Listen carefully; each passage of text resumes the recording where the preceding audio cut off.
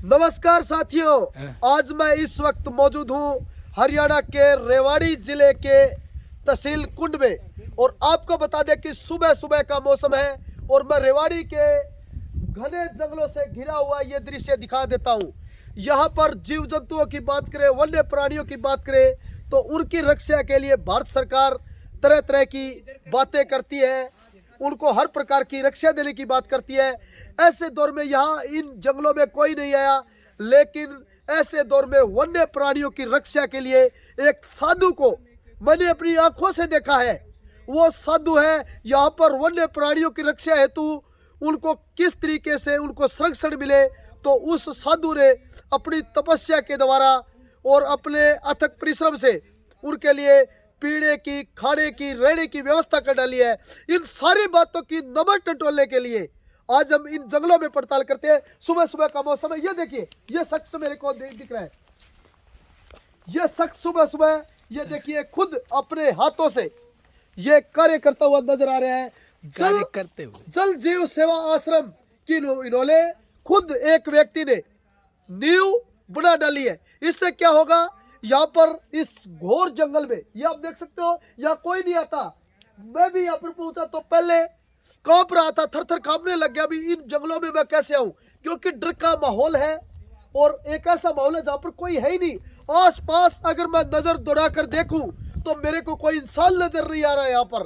तो ऐसे में इस साधु ने जल जीव सेवा आश्रम बना करके इन जीव जंतुओं के लिए, चाहे वो पानी की व्यवस्था हो, खाने की हो, हर प्रकार से व्यवस्था कर डाली है। बेजुबान जानवरों के लिए कौन करता है आज के दौर में? हम करते हैं, 21वीं सदी की बात करते हैं, लेकिन आज कौन कर रहा है? लेकिन इस साधु को मैं नतमस्तक होता हूँ, प्रणाम करता हूँ, जिनके अथक परिश्रम से मैं खुद अपनी आंखों से ये बहुत ही दिल को छू जाने वाला ये मैं काम देख रहा हूँ। ये देख सकते हो, साधु खुद काम करता है और किसी दूसरे का सहारा नहीं लेता। वो खुद चल करके, जैसे हमारे महापुरुषों ने कहा, अपने पैरों पर चलने की खुद कसरत तो करो, वो मंजिल दूर नहीं जहां तक तुम पहुंचना चाहते हो। उसी उद्देश्य को चलते हुए स्वामी विवेकानंद जी, इन घोर जंगलों की बात करें, बेजुबान पक्षियों की बात करें, कोई नहीं आता उनकी रक्षा के लिए। हम रोड पे अक्सर गुजरते हैं तो देखते हैं, रोड पे गाय है, बछड़ा है, कुत्ता है, वो मर जाता है, रोड से चिपक जाता है, उसको हटाने के लिए कोई नहीं आता, उनकी रक्षा के लिए कोई नहीं आता। गौशाले देश में बन रही है, लेकिन फिर भी गौ माता है वो रोडों पर घूम रही है। ऐसे में सवाल ये खड़ा होता है, वो गौशाला किस बात के लिए बनी है? एक्सीडेंट होते हैं, हमने अपनी आंखों से देखा है, उनकी रक्षा के लिए कौन नहीं आता। लेकिन ऐसे आचार्य जी देश में जो हमारी संस्कृति को, हमारे देश और प्रदेश को, आन बान और शान को संजोए रखते हैं, उनकी रक्षा के लिए दिन रात अड़े रहते हैं। आज हम साथियों उस आचार्य से आपके दर्शन करवाएंगे और आचार्य जी से मिलकर के आपके दिल में भी एक अनोखी पहल कायम होगी। और मैं तो ये कहता हूँ साथियों, ऐसे संस्कारों से, ऐसे विचारों से जुड़े हम, ताकि हम देश को फिर से एक संस्कृतिवान देश बनाए। तो आज हम ज़्यादा देर नहीं करते हैं, हम आचार्य जी से सीधी आपकी बात कराते हैं। आप लगातार बने रहिए हमारे साथ, देखते रहिए दी ग्राउंड नेटवर्क। आचार्य जी प्रणाम। प्रणाम। हाँ जी आचार्य जी, आज के दौर में जहाँ एक तरफा हम रोड पे देखते हैं गऊ है, बछड़ा है, कुत्ते हैं, बिल्ली है, वो रोड एक्सीडेंट में मर जाते हैं, चिपक जाते हैं, उनको दूर करने के लिए कोई नहीं आता। आपने इन घोर जंगलों के अंदर जहाँ दूर दराज से मेरे को कोई इंसान नजर नहीं आ रहा, आपने कैसे इतनी बड़ी मिसाल कायम कर दी। अब यहाँ से कोई बेजुबान जानवर आएगा, वो भूखा नहीं सोएगा, वो प्यासा नहीं मरेगा। इतनी बड़ी सोच ये कैसे कायम हुई? जो हमारे महापुरुषों ने जो पौधा लगाया था, लगातार वो पौधा सूखता गया, लेकिन आज आप उस पौधे को संरक्षण देने का काम करें, उसको पानी देने का काम करें। सारी बात हम आज नमक टटोलने के लिए आपके पास पहुंचे हैं। सारा वाक्य ये कैसे हुआ, ये हमारे दर्शकों तक बताएं। हाँ, मैं सभी दर्शकों से कहना चाह रहा हूँ, जन्मभूमि मेरी राजस्थान, अलवर डिस्ट्रिक्ट है। कर्म भूमि मेरी हरियाणा रेवाड़ी क्षेत्र है।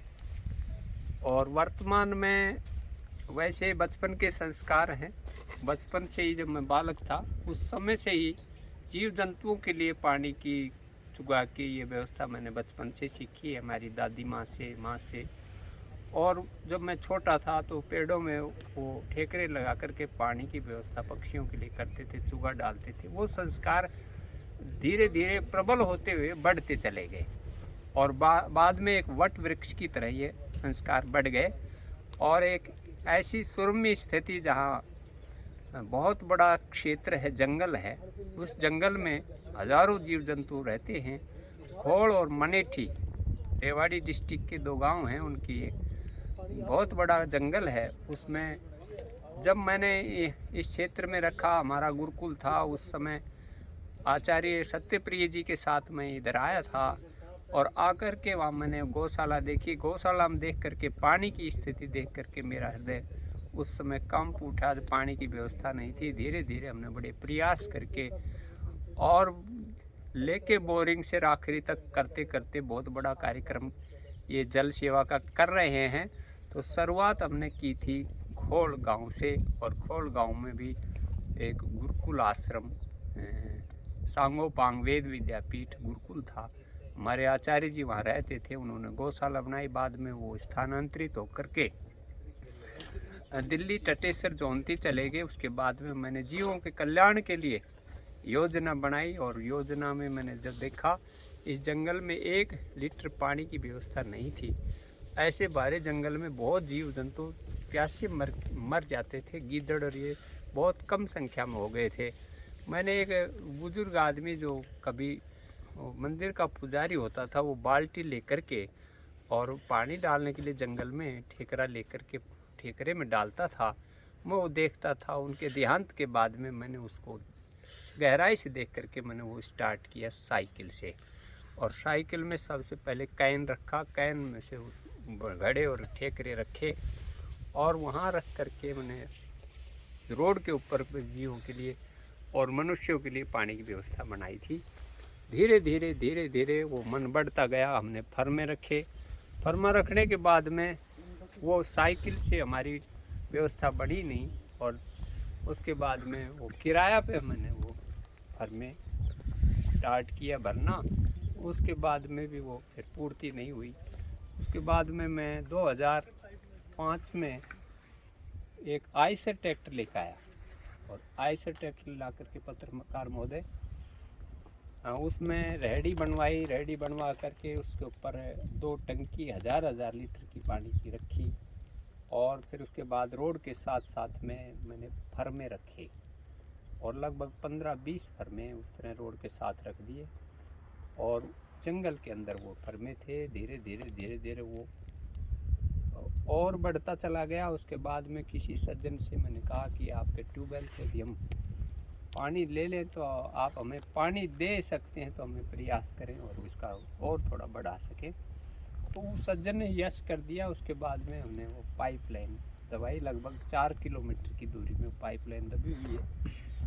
और पत्रकार महोदय जी, 4 किलोमीटर की जो पाइपलाइन दबी है वो जंगल के अंदर है। अगर कोई आदमी उसको देखे कि किस तरह वहाँ अंदर ले गए हैं तो देखने वाला भी आश्चर्य होता है। मेरे पास एक डॉक्टर जी आए थे, विनीत जी।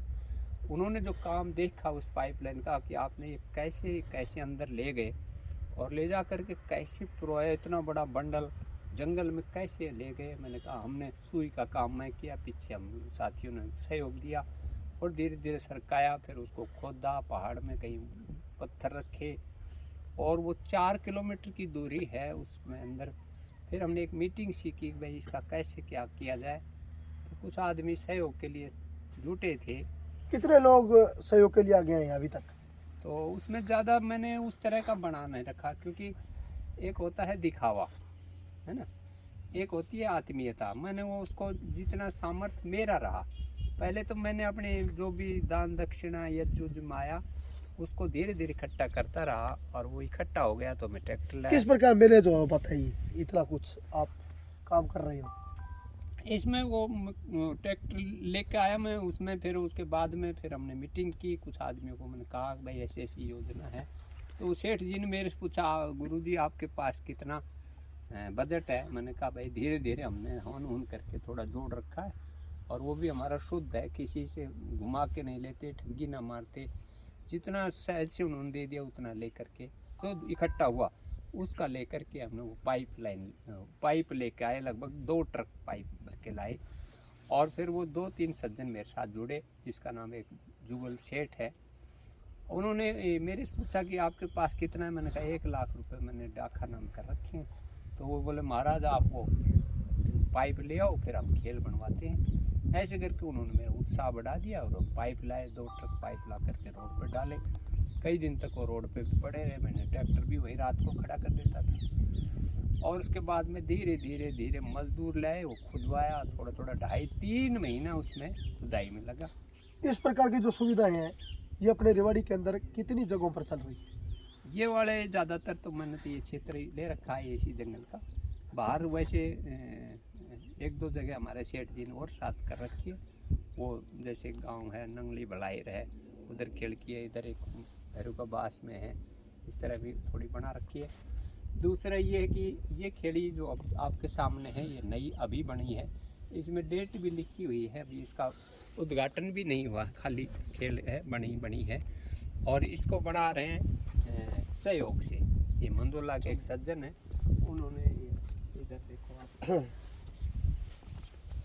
एक समिति सी उन्होंने बना रखी है, वो हमारे मदद के लिए, जल जीव सेवा समिति मंदोला, उनके योगदान से इधर ये खेल बने हैं। मैं भी इसमें लगा हुआ हूँ। अच्छा जी। और ये खेल है, ये लगभग 1 लाख की लागत से बनी है। अच्छा जी। इसमें 1000 फुट पाइपलाइन दबाया है। तो इधर एक ट्यूबवेल है, तो मनेठी गांव का PTI जी लालचंद जी का ट्यूबवेल है, वहाँ से ये पाइपलाइन दबा के लाए हैं। अच्छा जी। और ये खेल बनी है, आपके सामने खेल है। ये खेल लगभग 70-80 हज़ार की ये खेल बनी है जी। और अब इसके बाद में यहाँ से हम जाकर के एक आगे और बना रहे हैं। और उससे पहले जो बनी है वो ऐसे खेले लगभग 5-6 और हैं, और 2 जोड़ों में भी पानी की व्यवस्था बना रखी है। और एक बहुत निर्जन वो है हमारी एक जगह, जिसमें पानी आप देखोगे तो मतलब मनुष्य क्या जीव जंतु ही रहते हैं, मनुष्य तो वहाँ दिखाई नहीं देते। ऐसी घनघोर जगह पे भी पानी की व्यवस्था हमने पहुँचा रखा पाइप।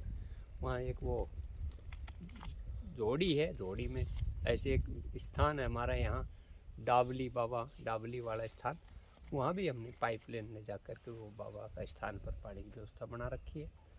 और प्यार हमारा इलाका से पूरा जुड़ा हुआ है।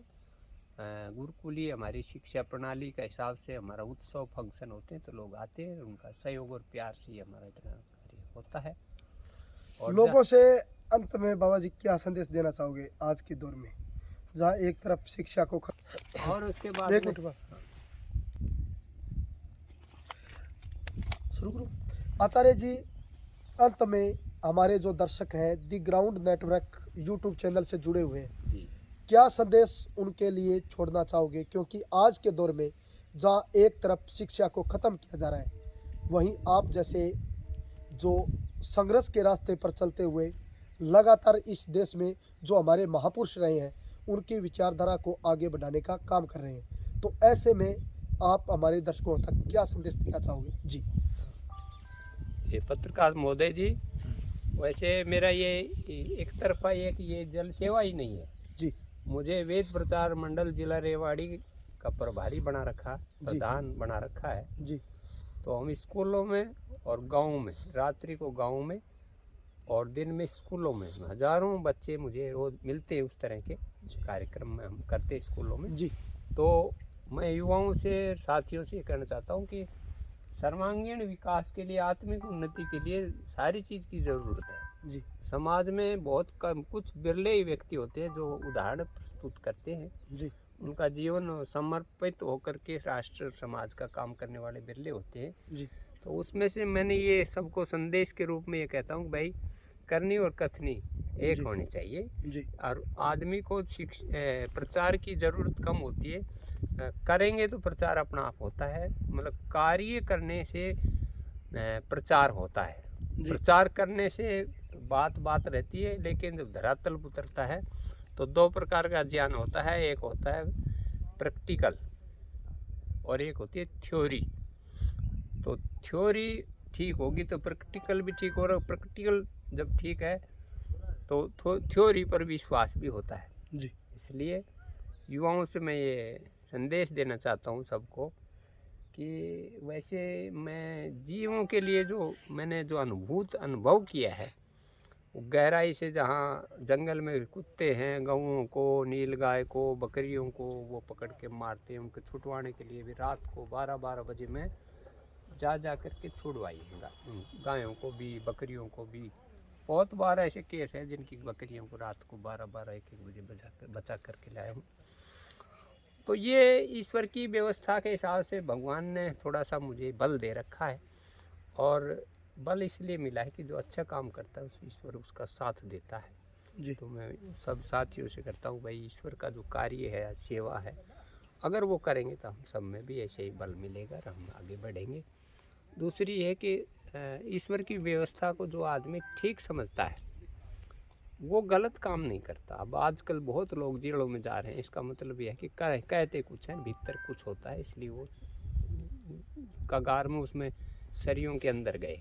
क्योंकि भगवान का एक नियम है कि जो भगवान की व्यवस्था को ठीक समझता है वो बुरा काम नहीं करता, जो बुरा करता है वो भगवान की व्यवस्था को ठीक समझता नहीं, जी है ना। तो ये मैंने भगवान की व्यवस्था को ठीक समझ में आया, मेरी कर्मफल व्यवस्था मुझे ठीक लगी है, और वो ठीक लगने के बाद में मैंने प्रैक्टिकल होकर के धरातल पे इस तरह का कार्य किया है, और उससे लोगों का प्यार, स्नेह और जीवों का आशीष मिलता रहा है। और सेवा कभी निष्फल नहीं जाती, किया कर्म कभी निष्फल नहीं जाता। ये मैंने विचार बना करके, चाहे हानि हो, चाहे लाभ हो, चाहे सुख हो, चाहे दुख हो, उसकी परवाह ना करते हुए एक ही रहा कि भाई जीवों का भला हो, सबका भला हो। तो यहाँ तो जंगल में जीवों का है, लेकिन जब स्कूल में जाते हैं तो युवा पीढ़ी का भी बहुत बड़ा निर्माण होता है। मैं जब स्कूल में जाता हूँ तो मुझे तो बुलाते, कहते रहते हैं, गुरुजी बहुत दिन में आए हैं, ज़्यादा दिन में आए हैं। सर्वजन हिताय सर्वजन सुखाय की नीति पर ये चलते। है। तो मेरी ये भावना, सर्वे भवन्तु सुखिनः सर्वे सन्तु निरामया सर्वे भद्राणि पश्यन्तु माँ कश्चित् दुःख भाग्भवेत्। इस संस्कृति के हम पोषक रक्षक हैं, और भगवान ने साथ दिया तो और आगे काम बढ़ता रहेगा। ये तो इस खेली का तो यही आगे फिर और कार्यक्रम आगे बताएंगे। ये तो यहाँ बाद की है, सबसे पहले वाली जो प्रक्रिया है वो आगे हैं और जंगल में हैं, और वैसी जगह भी दिखाएंगे जहाँ बिल्कुल सुन्न है, कोई आवाज़ नहीं पक्षियों को छोड़ करके, और वैसे आदमी दिन में ही उसमें डरता है। वहाँ जर्क भी है ना, कुछ इस तरह के हिंसक प्राणी भी रहते हैं फिर भी। और वहाँ एक आदमी की तो सुरक्षा के लिए सुरक्षा में कुत्ते भी बहुत हैं, तो कुत्तों से भी कई बार मुकाबला होता है। मेरे साथ कई बार मुठभेड़ भी कुत्तों से हुई है, फिर भी उसकी परवाह ना करते हुए कार्यक्रम करते रहे। चलो धन्यवाद आचार्य जी। तो ये थे हमारे साथ आचार्य यशदेव ब्रह्मचारी, आप निकल जाइए। अरे बाल ब्रह्मचारी।